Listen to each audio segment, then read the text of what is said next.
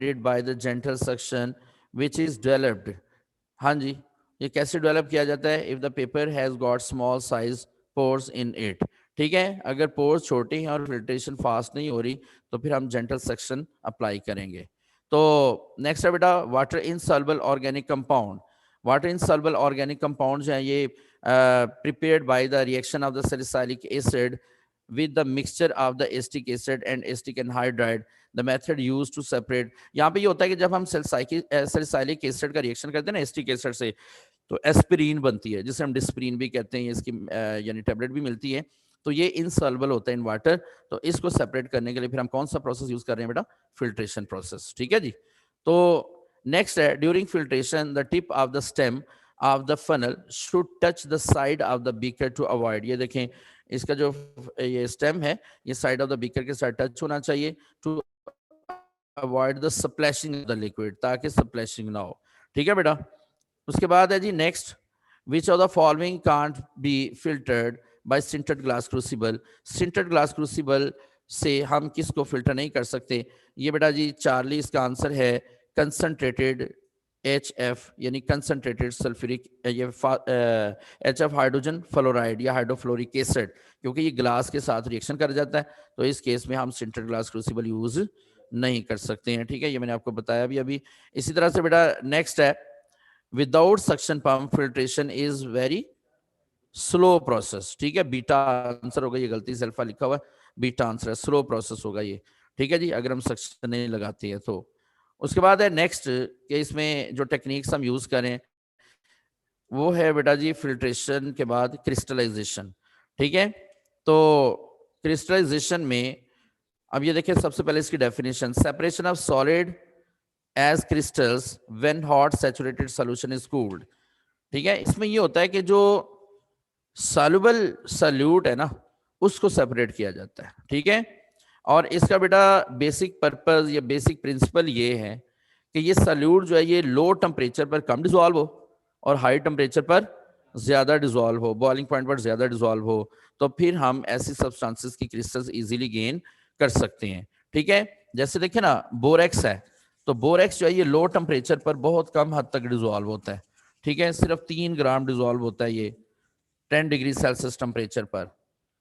ये बेटा जी borax Na2B4O7, ठीक है, ये इसका फार्मूला है और इसकी सॉल्युबिलिटी आपने पढ़ी हुई है सेकंड ईयर चैप्टर नंबर 3 में कि ये सिर्फ और सिर्फ 3 ग्राम डिजॉल्व होता है पर 100 ग्राम वाटर, ठीक है, एट 10 डिग्री सेल्सियस, और 99.3 ग्राम डिजॉल्व होता है पर 100 gram water at 100 degree Celsius. इसका मतलब ये हुआ कि बोरेक्स की क्रिस्टल्स गेन करना हमारे लिए बहुत ज्यादा इजी होगा, ठीक है। तो यहां से हमें ये पता चला कि ऐसी तमाम सब्सटेंसेस जो लो टेम्परेचर पर कम डिसॉल्व होती हैं, हाई टेम्परेचर पर ज्यादा डिसॉल्व होती हैं, इनकी क्रिस्टल्स गेन करना हमारे लिए इजी होगा, ठीक है बेटा। अब ये जो प्रोसेस है क्रिस्टलाइजेशन का, इसमें सबसे पहले तो हम सॉल्वेंट चूज करते हैं कि सॉल्वेंट कैसा होना चाहिए। सॉल्वेंट ऐसा होना चाहिए कि जो सॉल्यूट को मैक्सिमम डिसॉल्व करे अपने बॉइलिंग पॉइंट पर और मिनिमम डिसॉल्व करे ऑन कूलिंग, ठीक है। दूसरे नंबर पे सॉल्वेंट जो है ये इंजीरियस टू हेल्थ नहीं होना चाहिए, ठीक है। तीसरे नंबर पे सॉल्वेंट शुड बी चीप, सस्ता होना चाहिए, ठीक है। चौथे नंबर पे it should not alter the pH, इसको ये नहीं करना चाहिए कि पीएच को चेंज कर दे, ठीक है बेटा। ये सॉल्वेंट की ये कुछ प्रॉपर्टीज हैं, इनएक्सपेंसिव होना चाहिए, ठीक है, और इजीली रिमूव हो जाए क्रिस्टल से, समझ आ गई, यानी should be easily removed from the crystals, और कूल करने पर वेल डिपॉजिट फॉर्म में क्रिस्टल्स दे, यानी लो टेम्परेचर पर ये सॉल्यूट को डिसॉल्व ना करे, ठीक है बेटा। तो अब यहाँ पे एग्जांपल्स ऑफ सॉल्वेंट हैं, सॉल्वेंट कौन कौन से यूज किए जा सकते हैं। अगर कोई एक सॉल्वेंट यूज नहीं हो रहा तो हम कॉम्बिनेशन ऑफ सॉल्वेंट भी यूज कर सकते हैं, जैसे कि यहाँ पे वाटर है, रेक्टिफाइड सेपरेट है। रेक्टिफाइड सेपरेट किसे कहते हैं जी?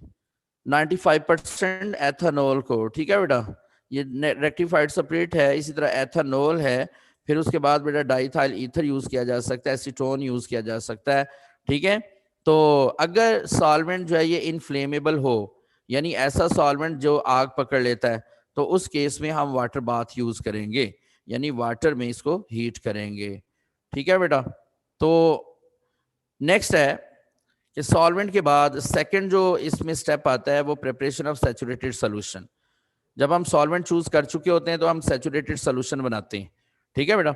सैचुरेटेड सॉल्यूशन कैसे बनता है कि हम सॉल्यूट को गिवन टेम्परेचर पर डिसॉल्व करते जाते हैं। जब सॉल्यूट नीचे बैठना शुरू हो जाए इसका मतलब ये मजीद डिसॉल्व नहीं होगा इस टेम्परेचर पर, तो ये इसका होगा जी सैचुरेटेड सॉल्यूशन। जब सैचुरेटेड सॉल्यूशन बन जाता है हम इसको हीट करते हैं और हीट करके maximum amount of solute dissolve करने की कोशिश करते हैं। ठीक है। और ये सैचुरेटेड सॉल्यूशन बन गया। फिर हम इसको हॉट फॉर्म में ही फिल्टर करते हैं। ठीक है बेटा। उसके बाद क्या किया जाता है, सैचुरेटेड सॉल्यूशन को फिल्टर किया जाता है। फिल्टर करने से क्या होगा, इनसॉल्युबल पार्टिकल्स जो है वो फिल्टर पेपर के ऊपर रह जाएंगे और जबकि हॉट फॉर्म में जो फिल्ट्रेट है ये नीचे चला जाएगा। ठीक है जी। तो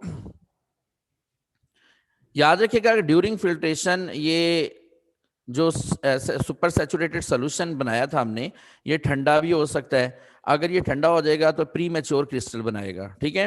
वो प्री मैच्योर क्रिस्टल जो है वो पोर्स ऑफ फिल्टर पेपर को ब्लॉक कर सकते हैं। ठीक है। तो इस तरह से फर्दर प्रोसेस ऑफ फिल्ट्रेशन जो है वो नहीं हो सकेगा। तो इसके लिए आप हॉट सॉल्वेंट भी यूज कर सकती हैं। जैसे वाटर में आपने सॉल्यूशन बनाया हुआ है ना, तो आप बॉइलिंग वाटर यूज कर सकती हैं, वो दोबारा प्री मैच्योर क्रिस्टल्स को डिसॉल्व करते हुए नीचे ले जाएगा। ठीक है जी। समझ आ गई। तो ये प्रोसेस आपने फिल्ट्रेशन में करना है, कोशिश करनी है कि हॉट फॉर्म में ही इसको फिल्टर किया जाए। अब जो हमें फिल्ट्रेट मिलेगा यानी ये आफ्टर फिल्ट्रेशन जो नीचे हमें फिल्ट्रेट हासिल हो गया उसको हमने कूल करना है, ठंडा करना है। ठीक है। तो कूलिंग प्रोसेस में 3 तरह के कूलिंग प्रोसेस है। मीडियम साइज यानी कि अगर मॉडरेट कूलिंग करते हैं तो मीडियम साइज क्रिस्टल मिलेंगी, स्लो कूलिंग करेंगे तो लार्ज साइज क्रिस्टल मिलेंगी, रैपिड कूलिंग करेंगे तो pre mature small size crystals मिलेंगी। ठीक है। देखिए ना, अगर आप बहुत स्लो कूलिंग करते हैं तो पार्टिकल्स को टाइम ज्यादा मिल जाता है अटैच होने में, तो इस तरह से लार्ज साइज यानी नीडल लाइक क्रिस्टल्स बनना शुरू हो जाती हैं। तो हम क्या करते हैं कि जब स्लो कूलिंग करेंगे ना, बहुत स्लो कूलिंग, तो इसमें सॉल्युबल इंप्योरिटीज भी आके अटैच होना शुरू हो जाती हैं। ठीक है। समझ आ गई। इधर आ जा। तो सॉल्युबल इंप्योरिटीज भी इसमें आके अटैच हो सकती हैं। ठीक है। जब आप स्लो कूलिंग करते हैं तो इसका मतलब ये है कि इधर आ जाइए आप, इधर कर लो चल, कुछ नहीं होता, बच्चों को नजर आ जाएंगे ना आप।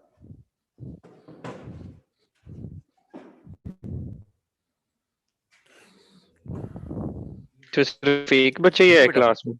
नहीं, बहुत सारे बच्चे हैं। तो मीडियम साइज क्रिस्टल जो है ना बेटा, इससे मॉडरेट रेट जो है कूलिंग का, इससे मीडियम साइज क्रिस्टल्स बनेगी। स्लो कूलिंग से लार्ज कैमरे में हाथ ला दो और इसमें इम्प्योरिटीज भी ज्यादा होंगी। ठीक है। हो गया। अच्छा देखिए यहाँ पे बेटा याद रखिएगा, जब हम स्लो कूलिंग करते हैं तो स्लो कूलिंग प्रोसेस में इम्प्योरिटीज ज्यादा हो सकती हैं। ठीक है। ज़ाहिर है ज्यादा टाइम मिल जाएगा पार्टिकल्स को अटैच होने में, तो इम्प्योरिटीज इसमें ज्यादा होंगी स्लो कूलिंग प्रोसेस में। ठीक है। और रैपिड कूलिंग में ये होता है कि इम्प्योरिटीज कम होंगी रैपिड कूलिंग में, लेकिन क्रिस्टल्स बहुत छोटी बनेंगी। तो हम मॉडरेट कूलिंग करते हैं। ठीक है। ना तो इतनी लार्ज क्रिस्टल्स और ना इतनी स्मॉलर क्रिस्टल्स होनी चाहिए। फिर उसके बाद कलेक्शन ऑफ क्रिस्टल्स हैं। Gooch crucible is used for the separation of crystals. यानी जब ये कूलिंग प्रोसेस हो जाता है ना, तो फिर भी देखें फिल्ट्रेट में अभी भी लिक्विड मौजूद रहेगा, इसको मदर लिक्विड कहते हैं। ठीक है। समझ आ गई। यानी आपने कूलिंग प्रोसेस किया लेकिन फिर भी उसमें कुछ ना कुछ लिक्विड तो मौजूद है। ठीक है। इसे हम क्या कहेंगे, मदर लिक्विड। उस मदर लिक्विड को सेपरेट करने के लिए हम क्या करते हैं, गूज क्रूसिबल यूज करते हैं। गूज क्रूसिबल में ये होता है कि हम सक्शन पंप लगाते हैं जो मदर लिक्विड को सेपरेट करता है और क्रिस्टल जो है ये ऊपर आ जाएंगी। अब ये क्रिस्टल्स को ऊपर से हम थोड़ा सा प्रेस भी कर सकते हैं। ठीक है। ये क्रिस्टल्स का एक केक बन जाता है। ठीक है। और इस तरह से फिर हम क्या करते हैं, क्रिस्टल्स को ड्राई करते हैं। फॉर ड्राइंग पर्पस हम क्रिस्टल में यानी मुख्तलिफ तरह के प्रोसेस यूज कर सकते हैं। जैसे हम many fold of filter paper use कर सकते हैं। जैसे फिल्टर पेपर के ऊपर हमने क्रिस्टल्स रखी, उसके ऊपर एक फिल्टर पेपर रखा, नीचे रखा, तो वो क्या करेगा, वो नमी को अब्जॉर्ब करना शुरू कर देंगे और फिल्टर पेपर क्या करेंगे, इसको ड्राई करेंगे। लेकिन बहुत स्लो प्रोसेस होगा ये। फिर हम क्रिस्टल्स को हीट कर सकते हैं ओवन में, लेकिन इससे ये भी हो सकता है कि क्रिस्टल्स का मेल्टिंग पॉइंट आ सकता है और क्रिस्टल्स दोबारा मेल्ट हो सकती हैं। ठीक है। तो ज्यादा जो रीजनेबल और सूटेबल प्रोसेस है वो कौन सा बेटा, वैक्यूम डेसिकेटर। ठीक है बेटा, हम वैक्यूम डेसिकेटर यूज करते हैं। वैक्यूम डेसिकेटर ये सामने बना हुआ है और इसमें हम calcium chloride, phosphorus pentoxide, silica gel use कर सकते हैं। ये तीनों जो सब्सटेंसेस हैं ये मॉइस्चर अब्जॉर्बर होती हैं। ठीक है, तो ये मॉइस्चर को अब्जॉर्ब कर लेती हैं और इस तरह से क्रिस्टल्स जो हैं ये ड्राई हो जाती हैं। ठीक है, यहाँ पे भी आपको एमसीक्यू में पूछा जा सकता है, विच of the following substance can not be used in vacuum desiccator, calcium chloride, phosphorus pentoxide, silica gel या पोटेशियम नाइट्रेट। तो पोटेशियम नाइट्रेट को हम यूज नहीं कर सकते हैं। ठीक है बेटा, तो लास्ट में क्या होता है कि अगर तो क्रिस्टल्स बिल्कुल वाइट कलर की हमें मिल रही है तो इसका मतलब प्योर क्रिस्टल्स हैं, लेकिन अगर उनमें कुछ कलर आ रहे हैं तो फिर वो इम्प्योरिटीज हैं। तो इन इम्प्योरिटीज को यानी कलर्ड इम्प्योरिटीज या डिजॉल्व्ड इम्प्योरिटीज को सेपरेट करने के लिए हम चारकोल एनिमल पाउडर यूज करते हैं। ये ब्लैक कलर का चारकोल एनिमल पाउडर है जो कलर्ड इम्प्योरिटीज को एब्जॉर्ब कर लेता है और इस तरह से कलर्ड इम्प्योरिटीज भी सेपरेट हो जाती हैं। ठीक है बेटा, समझ आ गई जी। तो लास्ट में ये देखें जी, which of the following substance is used as decolourising agent. Decolourising agent के तौर पे कौन सा यूज हो रहा है बेटा, एनिमल चारकोल पाउडर। ठीक है, इसी तरह से crystallisation does not involve, crystallisation में सब्लिमेशन नहीं होती है। ठीक है, इसी तरह से solution remains after the formation of the crystals is mother liquid. जब हम क्रिस्टल्स हासिल करते हैं तो उसके साथ जो भी लिक्विड आ जाता है उसको मदर लिक्विड कहते हैं, जिसे हम बाद में गूज क्रूसिबल से सेपरेट करते हैं। उसके बाद when hot saturated solution is cooled very rapidly we get premature crystals of substance, small size की होंगी। ठीक है, फिर है जी एनिमल चारकोल पाउडर। ठीक है, एब्जॉर्ब द कलर्ड इंप्योरिटीज। ठीक है, नेक्स्ट है बेटा इन क्रिस्टलाइजेशन ऑफ सॉल्वेंट। कहते हैं जी in crystallisation if solvent is inflammable, यानी अगर सॉल्वेंट जो है ये इसको आग लग सकती है तो फिर हम डायरेक्ट हीटिंग से अवॉइड करते हैं, यानी हम फिर वाटर बाथ वगैरह यूज करते हैं। उसके बाद है बेटा जी mixture of sand and sulphur can be separated by distillation. ठीक है, स्पेलिंग डिस्टिलेशन DI होगा। और उसके बाद है बेटा safe and most reliable drawing, इसमें पास पेपर्स के भी काफी हैं लेकिन दूसरे भी हैं। हाँ जी, safe and most reliable drying crystals is through desiccator. ठीक है बेटा, उसके बाद है बेटा जी basic principle of crystallisation is that solute should be soluble in suitable solvent at high temperature. ठीक है जी, तो नेक्स्ट है जी हम जो डिस्कस करेंगे ये है बेटा इधर सब्लिमेशन। ठीक है, such solids with sublime on heating have, यहाँ कहता है कि वो सॉलिड जो जिनकी सब्लिमेशन हो जाती है they have weak type of intermolecular forces, low vapour pressure eight boiling point, high vapour pressure at temperature even below there boiling point both A and C। यानी एक तो इनमें इंटरमॉलिक्यूलर फोर्सेस बड़ी वीक होती हैं और इसके अलावा बेटा इनका जो वेपर प्रेशर है ये बॉइलिंग पॉइंट की वेपर प्रेशर बहुत हाई होता है, यानी बहुत चांसेस हैं इनकी सब्लिमेशन होगी। ठीक है, इंटरमॉलिक्यूलर फोर्सेस वीक होती हैं and they have high vapour pressure even below there boiling point. ठीक है जी, उसके बाद है बेटा जी 52 सब्लिमेशन। सब्लिमेशन एक ऐसा प्रोसेस है जिसमें हम किसी सॉलिड को हीट करते हैं without passing through the liquid वो डायरेक्ट गैस स्टेट में कन्वर्ट हो जाता है, इट इज सब्लिमेशन। ठीक है, सब्सटेंसेस जिनकी सब्लिमेशन हो सकती है नेफ्थलीन है, आयोडीन है, अमोनियम क्लोराइड है, बेंजोइक एसिड है, इस तरह कैम्फोर है, एंथ्रासाइट। ठीक है, और एंथ्राक्विनोन, इसी तरह से बेटा हेक्साक्लोरोइथेन। ये कुछ एग्जांपल्स हैं इनकी जिनकी सब्लिमेशन होती है। उसके बाद है जी technique use to separate the component in solid phase. Solid phase में कंपोनेंट को सेपरेट करने के लिए हम सब्लिमेशन प्रोसेस यूज करते हैं। ठीक है जी, तो mixture of NaCl and ammonium chloride can be separate by sublimation, क्योंकि अमोनियम क्लोराइड की सब्लिमेशन हो जाएगी, एवेपोरेट हो जाएगा, सोडियम क्लोराइड नहीं होगा। इसी तरह से बेटा जी one of the following substances does not undergo sublimation, KMnO4। बाकी तीनों की सब्लिमेशन हो जाती है, KMnO4 की नहीं होती है। ठीक है, उसके बाद है जी components of which mixture can be separated by sublimation, sand and naphthalene. इनको हम सेपरेट कर सकते हैं बाय यूजिंग सब्लिमेशन। फिर cold finger is used for effective sublimation. ठीक है जी, number 59 substance having very high vapour pressure at its melting point will show sublimation. ठीक है, इसी तरह से बेटा which of the following is not sublime solid. Sublime solid कौन सा नहीं है, इनमें एलम नहीं है, बाकी सारे के सारे जो है ये सब्लाइम होते हैं। ठीक है जी। उसके बाद है बेटा जी नेक्स्ट सॉल्वेंट एक्सट्रैक्शन। ठीक है जी।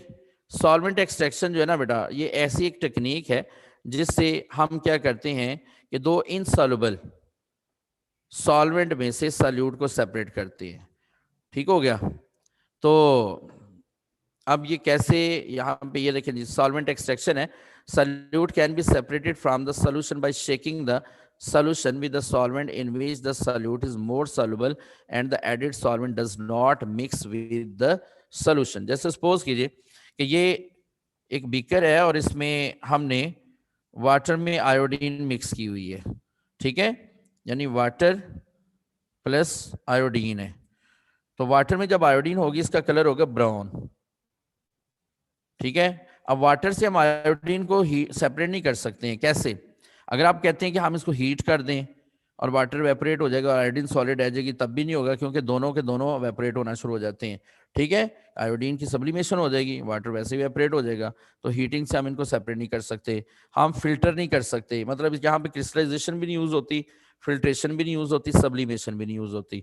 सब्लिमेशन तब यूज होती है जब सॉलिड फेज हो, यानी वाटर ना होता, यहाँ पे कोई सॉलिड होता, जैसे NaCl और आयोडीन है, तो फिर हम सब्लिमेशन यूज कर लेते हैं। ठीक है, तो ये इसका मतलब है तीनों टेक्निक यूज हो रही हैं।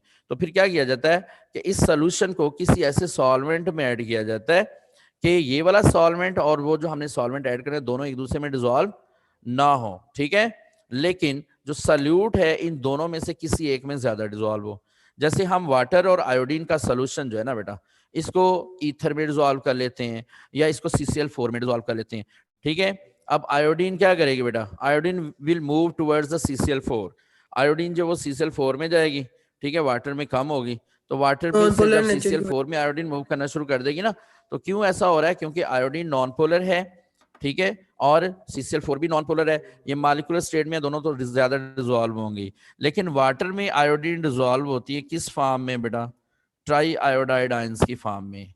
ठीक है, ये I3- ये वाटर में डिसॉल्व है और इस फॉर्म में ये CCl4 में डिसॉल्व है। ठीक है बेटा, समझ आ गई? फिर हम इन दोनों के दरमियान एक रेशो फाइंड करते हैं और ये कांस्टेंट रेशो होती है। ठीक है, जिसे हम डिस्ट्रीब्यूशन कांस्टेंट कहते हैं। यहाँ पे डिस्ट्रीब्यूशन लॉ अप्लाई होता है।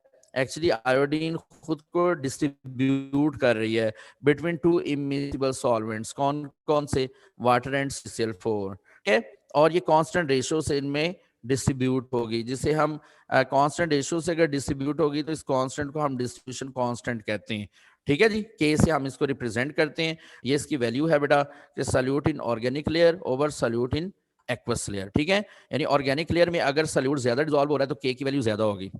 ठीक है, याद रखिएगा, ऑर्गेनिक लेयर में अगर सॉल्यूट ज्यादा डिसॉल्व हो रहा है तो के की वैल्यू हाई है, लेकिन अगर एक्वस में ज्यादा डिसॉल्व हो रहा है तो के की वैल्यू लो होगी। ठीक है बेटा, तो नेक्स्ट है इन CCl4 आयोडीन शोज। CCl4 में इसका कौन सा कलर होगा? पर्पल।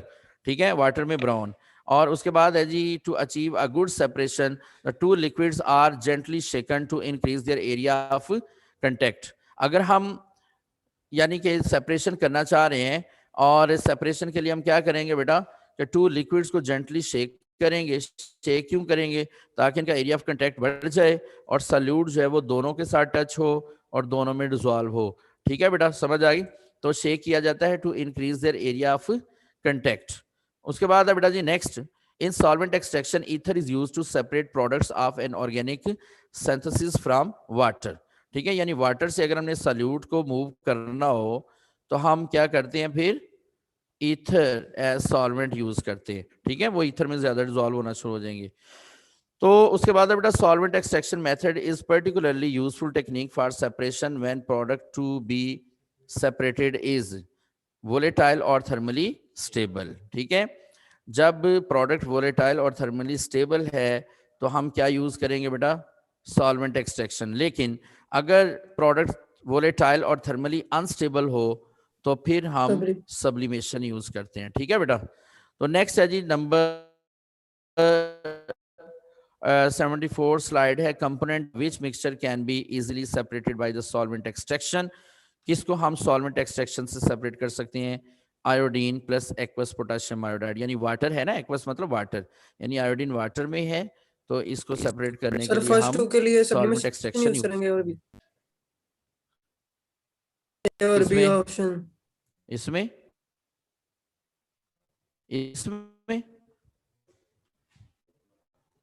ये जो क्वेश्चन है, सर मैं कह रहा हूँ वो वाला एमसीक्यू जो आपने प्रीवियस नहीं करवा।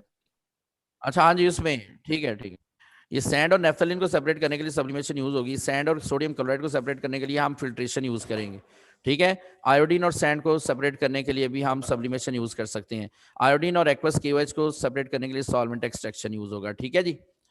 उसके बाद बेटा जी next, ratio of amount of solute in organic and aqueous solvent is called distribution coefficient K, ठीक है जी। उसके बाद है बेटा जी, when an organic compound formed in water is volatile और thermally unstable, it is separated by solvent extraction. Next है बेटा, ब्राउन कलर किसमें होगा, I3 नेगेटिव यानी कि एक्वस फॉर्म में। उसके बाद बेटा जी नेक्स्ट आ जाती है क्रोमेटोग्राफी। क्रोमेटोग्राफी इसकी लास्ट टेक्निक है, और ये जो क्रोमेटोग्राफी है ये अब हम डिस्कस करें तो क्रोमेटोग्राफी जो है ना, इसकी बहुत सी टाइप्स हैं। यहाँ पे हम मेन इसकी दो टाइप्स पढ़ते हैं, एड्सॉर्प्शन क्रोमेटोग्राफी और दूसरी, एक मिनट जी, ये देखिए बेटा, क्रोमेटोग्राफी की बहुत सी टाइप्स हैं, इधर हम इसकी टू टाइप्स को डिस्कस करेंगे, एड्सॉर्प्शन क्रोमेटोग्राफी और पार्टीशन क्रोमेटोग्राफी। एड्सॉर्प्शन क्रोमेटोग्राफी में जो स्टेशनरी फेज है ये सॉलिड होगा, ठीक है, और पार्टीशन क्रोमेटोग्राफी में स्टेशनरी फेज क्या होगा बेटा, लिक्विड। लिक्विड होगा, ठीक है जी। ये देखें स्टेशनरी फेज क्या है, कहते हैं स्टेशनरी फेज जी सॉलिड या लिक्विड हो सकता है, ठीक है, may be packed in a column, एक कॉलम में इसको पैक भी किया जा सकता है। आमतौर पे ये होता है कि स्टेशनरी फेज को पैक करने का मतलब ये है कि जैसे कॉलम क्रोमेटोग्राफी आप कर रहे हैं ना, तो उसमें सैंड स्पोर्टिंग मीडिया लिया जाता है और उसमें इसको रखा जाता है सॉलिड स्टेशनरी फेज को। It may be spreaded as a layer और डिस्ट्रीब्यूटेड एज अ फिल्म, ठीक है, जैसे सिलिका जेल है, एलुमिना है, ये बेटा स्टेशनरी फेज है। मोबाइल फेज है, ये मूव करता है, फ्लो करता है, ठीक है, और ये लिक्विड या गैस हो सकता है। स्टेशनरी फेज लिक्विड या सॉलिड है, मोबाइल फेज लिक्विड या गैस है, ठीक है बेटा। उसके बाद जो मोबाइल फेज हैं इनमें water, ethanol, acetic acid, acetone gases हो सकती हैं, ठीक है। और इसके बाद प्रिंसिपल ऑफ क्रोमेटोग्राफी ये है कि ये भी डिपेंड करता है डिस्ट्रीब्यूशन लॉ पर। डिस्ट्रीब्यूशन लॉ क्या है कि ये डिस्ट्रीब्यूशन कोएफिशिएंट इस पे हम यूज करते हैं, यानी concentration of the component in the moving phase over concentration of the component in the stationary phase. अब देखें अगर K की वैल्यू हाई है ना, तो इसका मतलब है ये मोबाइल फेज में ज्यादा डिसॉल्व होता है, सल्यूट, ठीक है। और अगर K की वैल्यू लो है तो इसका मतलब स्टेशनरी है ये फेज पे ज्यादा। स्टेशनरी फेज में ज्यादा है। ये चीजें आपने याद रखनी है, ठीक है। K की वैल्यू लो है तो इसका मतलब है it has more affinity with stationary phase, और अगर K की वैल्यू हाई है तो it has more affinity with moving. Mobile phase, ठीक है बेटा। तो उसके बाद जी टाइप्स ऑफ क्रोमेटोग्राफी मैंने आपको बता दी, ठीक है, कि एड्सॉर्प्शन क्रोमेटोग्राफी जिसमें स्टेशनरी फेज सॉलिड होता है, ठीक है, और एग्जांपल है इसकी column chromatography, thin layer chromatography. जबकि पार्टीशन क्रोमेटोग्राफी में स्टेशनरी फेज लिक्विड होता है, इसकी एग्जांपल बेटा पेपर क्रोमेटोग्राफी है जो हम यहाँ पे डिस्कस भी करेंगे। उसके बाद है जी in adsorption chromatography alumina and silica gel are used as stationary phase, ठीक है बेटा। 94 में हम पढ़ते हैं जी chromatography in which the stationary phase is liquid is called partition chromatography and paper is a type of partition chromatography. Technique of chromatography is used to, हाँ जी, separate the mixture of colored pigments, separation the mixture of amino acids, separation cadmium or lead ions, all of these ये सब के लिए use होता है, ठीक है बेटा। क्रोमेटोग्राफी इन सब के लिए हम यूज कर सकते हैं। उसके बाद है जी नेक्स्ट कि पेपर क्रोमेटोग्राफी जो है ये क्या चीज है। पेपर क्रोमेटोग्राफी में यहाँ पे देखें type of chromatography in stationery phase is liquid supported on an inert solid is called partition chromatography, ये इसके एमसीक्यूज हैं। In paper chromatography, the point at which the solvent rises to maximum extent is called solvent front. जैसे ये देखिए ना, ये paper chromatography हमने की, तो ड्राइड फॉर्म में जो पेपर होगा ना इसको हम क्या कहेंगे, पेपर क्रोमेटोग्राम। ये जो पेपर क्रोमेटोग्राफी है ना, इसमें जो स्ट्रिप यूज की जाती है इसकी लेंथ 20 सेंटीमीटर होती है, ठीक है बेटा। 20 सेंटीमीटर। फिर 2.5 सेंटीमीटर के डिस्टेंस पे हम बेस लाइन लगाते हैं और इधर मिक्सचर का एक स्पॉट लगा देते हैं, ठीक है, with the help of capillary tube, ठीक है जी। फिर हम इस पूरे सिस्टम को एक सॉल्वेंट के टैंक में रख देते हैं, ठीक है। ये ऊपर से बिल्कुल बंद कर दिया जाता है, क्लिप की मदद से इस पेपर को इधर लगा देते हैं। अब इस तरह से इसको डिप करना है कि ये जो सॉल्वेंट है ना, ये स्पॉट को टच ना करे, ठीक है। तो फिर क्या होगा कि सॉल्वेंट जो है ये पेपर इसको अब्जॉर्ब करता जाएगा सॉल्वेंट को, तो ये जो कंपोनेंट है ये भी साथ साथ डिसॉल्व होते हुए ऊपर मूव करते जाएंगे, ठीक है। सॉल्वेंट जब 3/4 पार्ट तक मूव कर जाएगा तो तब अपने पेपर को अलग कर लेना, ठीक है। अब बेटा जहां तक सॉल्वेंट मूव किया, that point, that line is called solvent front, इसको आप सॉल्वेंट फ्रंट कहते हैं, ठीक है जी। समझ आ गई, ये क्या कहलाएगा, सॉल्वेंट फ्रंट। तो पेपर क्रोमेटोग्राफी मुख्तलिफ तरह की है, जैसे असेंडिंग, डिसेंडिंग एंड रेडियल। तो इसको आप असेंडिंग कहेंगे, अगर ऊपर से नीचे को ये मूव करे तो डिसेंडिंग, और अगर ये रेडियल है यानी कि सर्कुलर पाथ में मूव करें, दरमियान में स्पॉट लगाया जाता है और इसमें सर्कुलर पाथ में ये कलर मूव करते हैं, तो इसको हम कहते हैं रेडियल, ठीक है बेटा, समझ आ गई।